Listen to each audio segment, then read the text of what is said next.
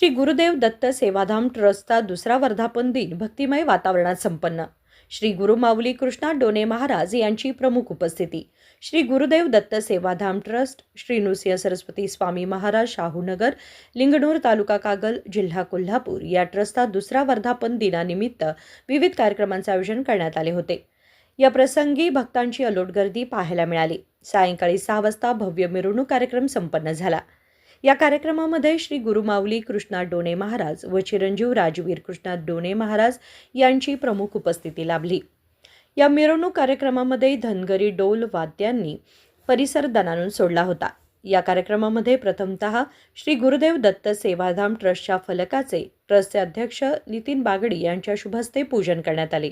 त्यानंतर श्री गुरु माऊली कृष्णा डोने महाराज यांचे आगमन झाल्यानंतर नितीन बागडी महाराज यांच्या शुभहस्ते श्री गुरु माऊली कृष्णा डोने महाराज व चिरंजीव राजवीर कृष्णा डोने महाराज यांना शाल, श्रीफळ व पुष्पहार अर्पण करून सन्मान करण्यात आला।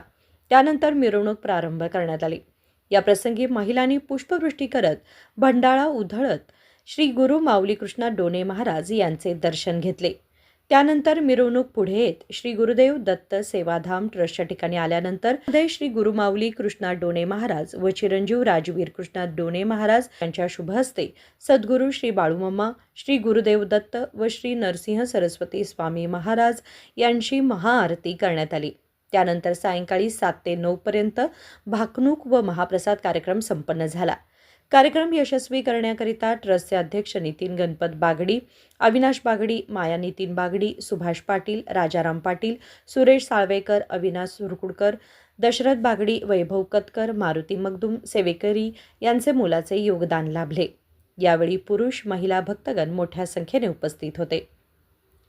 Bureau report, Janshakti news 18।